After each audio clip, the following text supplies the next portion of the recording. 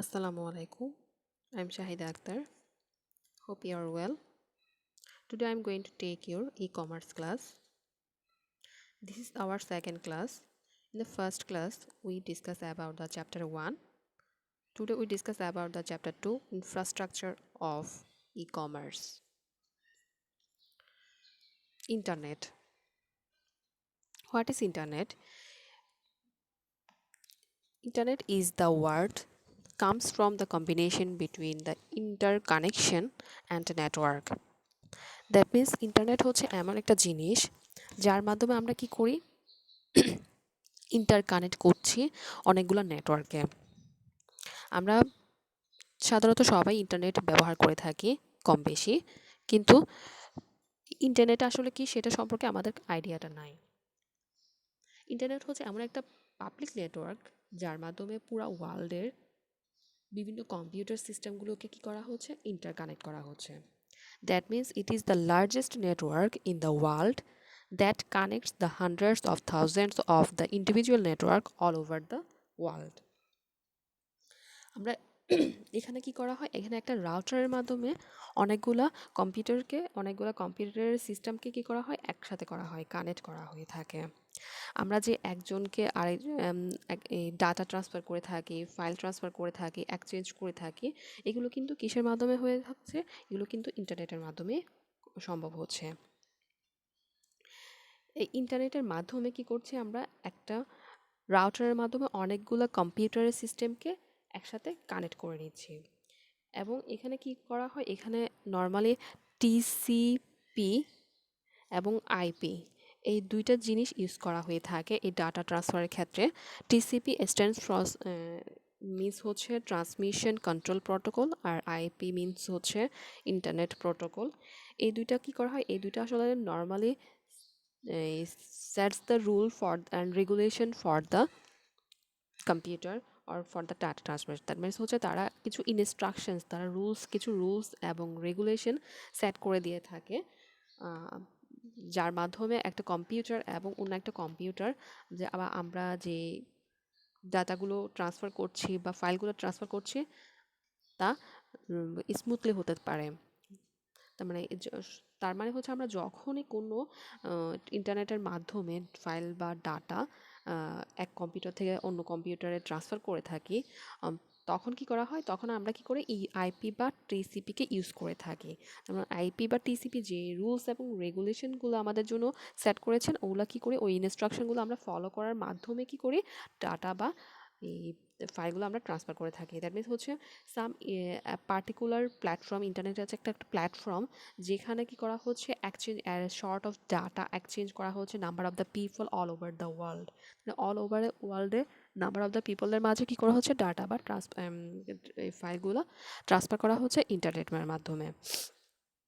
আমরা যে বর্তমানে ফেসবুক ইউজ করছি, হোয়াটসঅ্যাপ ইউজ করছি, ওখানে কী করে আমরা কিন্তু ওই ফেসবুক এবং হোয়াটসঅ্যাপে কী করে থাকি, চ্যাট করে থাকি, অনেকগুলো মানুষের সাথে কানেক্ট হয়ে থাকি। এগুলো কিন্তু সবই ইন্টারনেটের মাধ্যমে হয়েছে। আমরা ইমেল করছি, ইমেলের মাধ্যমে বিভিন্ন ধরনের ডাটা ট্রান্সফার করছি, এগুলো কিন্তু ইন্টারনেট না থাকলে কখনোই সম্ভব হতো না। Now what can do in the internet. আমরা নর্মালি ইন্টারনেটের মাধ্যমে কি করে থাকি, স্বাভাবিকভাবে আমরা ইন্টারনেটের মাধ্যমে কমিউনিকেশন করে থাকি, একজনের সাথে আরেকজন যোগাযোগ করে থাকি মেলের মাধ্যমে, ফেসবুকের মাধ্যমে, হোয়াটসঅ্যাপের মাধ্যমে, বিভিন্ন ধরনের সোশ্যাল মিডিয়ার মাধ্যমে আমরা কি করছি, একজনের সাথে আরেকজন কানেক্ট হচ্ছে, কমিউনিকেশন করছি। তাহলে এই সব কিছু কিন্তু কিসের মাধ্যমে সম্ভব হয়েছে, ইন্টারনেটের মাধ্যমে সম্ভব হয়েছে। আমরা ইনফরমেশন সার্চ দিচ্ছি এই ইন্টারনেটের মাধ্যমে, আমরা বিভিন্ন ধরনের গুগল সার্চ, গুগল তার .com, yahoo.com এগুলোর মাধ্যমে কি করি, বিভিন্ন ধরনের ইনফরমেশনগুলো সার্চ দিয়ে থাকি। এই সবগুলো কিন্তু ইন্টারনেটের মাধ্যমেও, এই গুগলও কিন্তু ইন্টারনেটের সাথে কানেক্ট হয়েছে, এবং ইন্টারনেটের সাথে কানেক্ট হওয়ার ফলে কিন্তু আমরা কি করি, গুগলে সার্চ দিয়ে ইনফরমেশনগুলো পাচ্ছি। এরপর আমরা কি করে থাকি, ফাইল ট্রান্সফার করে থাকি, ফাইল ম্যানিপুলেশন করে থাকি। একটা ফাইল একটা জায়গা থেকে অন্য জায়গায় আমরা ট্রান্সফার করে থাকি বিভিন্ন ধরনের ব্রাউজার বা ইউজ করে। আমরা ইমেলের মাধ্যমে ফাইল ট্রান্সফার করে থাকি, ওয়েব ব্রাউজার মাধ্যমে ফাইল ডাউনলোড করে থাকি, এবং সেগুলোকে আবার ম্যানিপুলেট করে আবার ট্রান্সফারও করে থাকি। এই সবগুলো কিন্তু কিসের মাধ্যমে সম্ভব হয়েছে? ইন্টারনেটের মাধ্যমে সম্ভব হয়েছে। এবং রিমোট কন্ট্রোল এরিয়াতেও কিন্তু আমরা কি করে থাকি? এই কম্পিউটারের মাধ্যমে রিমোট কন্ট্রোল এই এরিয়াগুলোকে কম্পিউটারের মাধ্যমে আমরা কন্ট্রোল করে থাকি। এই কন্ট্রোল করার প্রসেসিংটাও কিন্তু কিসের মাধ্যমে সম্ভব? ইন্টারনেটের মাধ্যমে সম্ভব। দেন হচ্ছে হাইপার মিডিয়া। এই জিনিসগুলো হচ্ছে গ্রাফিক্যাল ইউজার যে ইন্টারফেসগুলো থাকে ওয়ার্ল্ড ওয়াইড ওয়েবের মাধ্যমে, ইন্টারনেটে যে এক্সপ্লোরগুলো থাকে, আমরা ওগুলা কিসের মাধ্যমে করে থাকি? ইন্টারনেট ব্যবহার করার মাধ্যমে আমরা করে থাকি।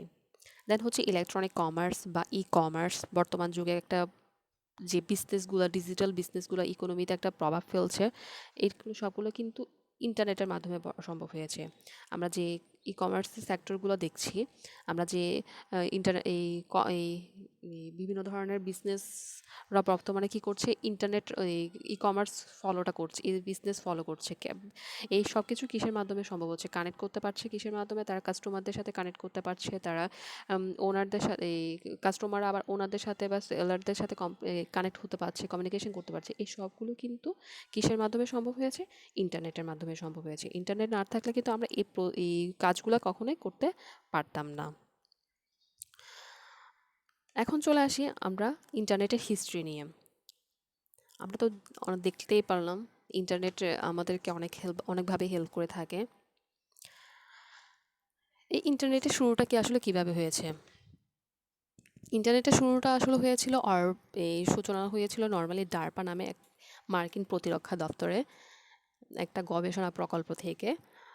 তখন কিন্তু এর নাম ছিল আরপানেট। 1969 সালে 14 জানুয়ারি ক্যালিফোর্নিয়া বিশ্ববিদ্যালয়ের লস অ্যাঞ্জেলেস এবং স্ট্যানফোর্ড রিসার্চ ইনস্টিটিউটে একজন গবেষক বিজ্ঞানী অধ্যাপক লিওনার্ড ক্রাইনার তিনি কি করেন? এক ইউনিভার্সিটি থেকে অন্য ইউনিভার্সিটিতে বার্তা প্রেরণ করেন, এবং এই বার্তা প্রেরণের মাধ্যমে কিন্তু কি ইন্টারনেটের সূচনাটা শুরু হয়, এবং এটাই হচ্ছে প্রথম নেটওয়ার্ক যোগাযোগ স্থাপিত হয়। এরপর আন্তর্জাতিক নেটওয়ার্ক যোগাযোগ স্থাপন করা হয়েছিল 25শে জুলাই 1973 সালে। মার্কিন যুক্তরাষ্ট্রের সাথে আরপানেটের যোগাযোগ স্থাপিত হয় লন্ডনের ইউনিভার্সিটি কলেজগুলোতে। এবং 1973 সালে কি করা হয়? আরপানেটের রবার্ট কার্ন এবং ভিনটন স্যার প্রথমবারের মতো কি করেন? ট্রান্সমিশন কন্ট্রোল প্রোটোকলগুলো এবং ইন্টারনেট প্রোটোকল যে টিসিপি এবং আইপি যাকে বলা হয়ে থাকে, 1980 দশকে এটাই ওরা কি করে? সার্বজনীন ভাষায় পরিণত করেন, ইন্টারনেটকে সার্বজনীন ভাষায় পরিণত করেন। এবং 1975 সালে যে স্ট্যামফোর্ড বিশ্ববিদ্যালয় এবং ইউনিভার্সিটি কলেজ লন্ডনের মাধ্যমে টিসিপি এবং আইপির মাধ্যমে কি করে? পরীক্ষা শুরু করেন। এবং এর 2 বছর পর যুক্তরাষ্ট্র এবং যুক্তরাজ্য নরওয়ের মাধ্যমে 3টি নেটওয়ার্কের মাধ্যমে টিসিপি যোগাযোগ স্থাপন মানে পরীক্ষা হয়। এবং শেষ পর্যন্ত 1981 সাল থেকে আইবিএম এর মতো কোম্পানির যারা কম্পিউটার তৈরি করছিল, এই কম্পিউটারগুলো আরও কিছু নেটওয়ার্কে চালু করে। যেমন ওরা বিটনেট, এদের নেটওয়ার্কের একসময় 49টি দেশের সাথে এরা কি করে? 1000-এর বেশি প্রতিষ্ঠানের সাথে তারা সংযুক্ত হতে পারে। এরপরে তারা যুক্তরাষ্ট্রের বিভিন্ন জাতীয় বিজ্ঞান ফাউন্ডেশন যারা ছিলেন, তারাও কিন্তু বিভিন্ন বিশ্ববিদ্যালয়ের মধ্যে একটা নেটওয়ার্ককে গড়ে তোলার চেষ্টা করতে থাকেন, এবং একটা নেটওয়ার্ক তারা কিন্তু শেষ পর্যন্ত গড়েও তোলেন, সেটাকে বলা হয় এনএসএফ নেট। এবং নেটওয়ার্কের যোগাযোগের ভাষা এবং প্রতিদিনের ভাষার মধ্যে একটু প্রবলেম সৃষ্টি হয়। স্বাভাবিকভাবে কম্পিউটার ভাষা আর মানুষের ভাষা তো সেম না। এবং তখন টিসিপি কি করে? প্রোটোকল শেষ পর্যন্ত কি করে? ইন্টারনেটের সহজ গ্রহণযোগ্যতার ভাষা হিসেবে একটা স্ট্যান্ডার্ড পায়। এবং 1987 সাল থেকে নভেম্বরে এনএসএফ নেটের মাধ্যমে কি করা হয়? তথ্য পরিবহনের গতি আরও উন্নয়ন করা হয়ে থাকে, এবং যুগে যুগে ইন্টারনেটের ব্যবহারের প্রথম ধারের থেকে বাণিজ্যিক, তখন তো নর্মালি শুধুমাত্র বিভিন্ন ক্যাম্পাসে বা ইউনিভার্সিটি ইউজ করা হতো। এরপর আস্তে আস্তে কোথাও করে বিভিন্ন ধরনের বিজনেসে বিভিন্ন ইনভেস্টর কী করে? এরা ইন্টারেস্ট ফিল করে এই ফিল্ডগুলোতে, এবং তারা কি করে? আস্তে আস্তে এইটার ব্যবহার শুরু করেন। এবং 1988 সাল থেকে এর যে ইন্টারন্যাশনাল ফেসটা ছিল ইন্টারনেটের, সেটা কিন্তু চেঞ্জ হয়ে যায়। এবং যে এনএসএফ নেট ছিলেন, নেফট ইন্টারনেটের যে নেট ছিল, তখন যুক্ত হয়ে থাকে কানাডার সাথে, ডেনমার্কের সাথে, ফ্রান্সের সাথে। তোমরা আগে তো কিন্তু শুধুমাত্র যুক্তরাজ্য এই কয়েকটা দেশের সাথে কিন্তু ওদের কানেকশনটা ছিল।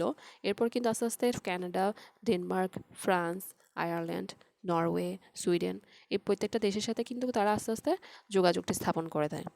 এবং 1990 সাল নাগাদ কি করা হয়, অর্পানেট যেটা ছিল ওটার ওই জায়গাটা কে দখল করে নেয়, এনএসএফ নেট। প্রথম দিকে যে অর্পানেটটা যে জনপ্রিয়তা পেয়েছিল সে সাথে কিন্তু সেই জায়গাটা আর ধরে রাখতে পারে নাই, এটা এনএসএফ নেট ওরা দখল করে নেয়। এবং অর্পানেট যখন বন্ধ হয়ে যায় তখন কি হয়, বিভিন্ন ধরনের কর্মচারীরা ছাড়া পায় এবং তারা বুঝতে পারেনি স্বাভাবিকভাবে যারা ওখানে কাজ করতো তারা কি হয়, বেকার হয়ে যায়। এবং 1991 সালে বার্সানলি ওয়ার্ল্ড ওয়াইডের প্রকল্পে আরেকটা প্রকল্প চালু হয় এবং 1992 সালে এই ইন্টারনেটের গতিটা আরও দ্রুত বেড়ে হয়। তখন কিন্তু আমরা যে বর্তমানে যে স্পিডটা ইউজ করছি তখন কিন্তু সেই স্পিডটা ছিল না। এবং 1992 সালে সেই স্পিডটা ছিল হচ্ছে 45 মেগাবিটস। এবং শেষ পর্যন্ত 1992 সাল থেকে এই যে ইন্টারনেট চালু হয় ইউরোপ জুড়ে, এনএসএফ এর আদলে কিন্তু আরেকটা ইউরোপের নতুন একটা ইন্টারনেট চালু করা হয়, সেটা নাম দেওয়া হয় ইবোন। এবং 1993 সালে অপারেটিং সিস্টেমের প্রথম ওয়েব ব্রাউজার চালু হয় যার নাম ছিল মোজাইক। এবং শেষ পর্যন্ত 1995 থেকে 2005 সালের মধ্যে কিন্তু এনএসএফ নেট এবং ইবোন বন্ধ হয়ে যায় এবং তাদের জায়গা নেয় পরস্পর আন্তঃসংযোগ বাণিজ্যিক ইন্টারনেটের সেবা প্রদানকারী প্রতিষ্ঠানগুলো। তাহলে বুঝে যাচ্ছে এইভাবে কিন্তু আমাদের আস্তে আস্তে বর্তমানে আমরা যে ইন্টারনেটটা ইউজ করছি সেটা কিন্তু এভাবে তাদের রূপগুলো ধারণ করেছিল। আমরা এখন দেখব ইন্টারনেটের ইউজার সম্পর্কে। ওয়ার্ল্ড ওয়াইড যে ইন্টারনেট আমরা ইউজ করে থাকি, ওয়ার্ল্ড ওয়াইড ইন্টারনেটের মধ্যে কিন্তু দেখা যায় যে পুরা বিশ্বের মধ্যে এশিয়াতে কিন্তু অর্ধেকের মানুষ কিন্তু ইন্টারনেট ইউজ করছে, বাকি অর্ধেক ইউজ করছে আমরা ইউরোপে, আফ্রিকাতে, ল্যাটিন আমেরিকাতে, নর্থ আমেরিকাতে, মিডল ইস্টে এবং অস্ট্রেলিয়াতে। কিন্তু এদের প্রত্যেকটার মধ্যে কিন্তু এই এশিয়াতে কিন্তু 50.3% লোক কী করে, ইন্টারনেট ইউজ করে থাকে। ইউরোপে ইউজ করে থাকে 15.9%, আফ্রিকাতে হচ্ছে 11.5%, এবং যেটা লাস্ট আছে অস্ট্রেলিয়াতে সবচেয়ে কম ইন্টারনেট ইউজ করা হয়ে থাকে, যেখানে এই ইন্টারনেট ইউজ করা হয় 0.6%। আমরা যদি পপুলেশন অনুযায়ী স্ট্যাটিস্টিক্যাল ডাটাগুলো দেখতে যাই তাহলে ওই ডাটাতে দেখা যাবে কি, আমরা যে হারে পপুলেশন আছে তার অনুপাতে কিন্তু ইন্টারনেটের ইউজার্সগুলো এশিয়াতেই সবচেয়ে বেশি। এশিয়াতে নর্মালি আমরা পপুলেশন পুরো ওয়ার্ল্ডের মধ্যে পপুলেশন হচ্ছে 51.1%, 55.1%, সরি। এবং কিন্তু ওই 55.1%-এর মধ্যে কিন্তু 52.2% জনগণ বা পপুলেশন কি করছে, ইন্টারনেট ইউজ করছে। এবং আফ্রিকাতে দেখা যায় 17.2% পপুলেশন ওখানে বাস করে এবং তাদের মধ্যে 11.7% পপুলেশন কি করে, ইন্টারনেট ইউজ করে থাকে। সেমভাবে ইউরোপের ক্ষেত্রে যদি দেখি 10.7% হচ্ছে পপুলেশন ওখানে বাস করে এবং তাদের মধ্যে 15.1% জনগণ কি করে থাকে, ইন্টারনেট ইউজ করে থাকে। এবং লাস্ট ওয়ান হচ্ছে অস্ট্রেলিয়া। আমরা যদি অস্ট্রেলিয়ার দিকে তাকাই তাহলে ওদের জনগণ কিন্তু অনেক কম, ওদের 0.5%, এবং ওই 0.5%-এর মধ্যে কিন্তু 0.6% কী করে থাকে, ইন্টারনেট ইউজ করে থাকে। তাহলে আমরা দেখতেই পারছি পুরা ওয়ার্ল্ডের মধ্যে 100-এর মধ্যে অর্ধেক ইন্টারনেট ইউজ করা হয় কিন্তু এশিয়ার যারা থাকেন তারা চীন, জাপান, বাংলাদেশ, ভারত, এই সবগুলো দেশ কিন্তু নর্মালি 52% মতো ইন্টারনেট ইউজ করে থাকছে ফুল ওয়ার্ল্ডের মধ্যে। That's all for my today's class. আসসালামু আলাইকুম।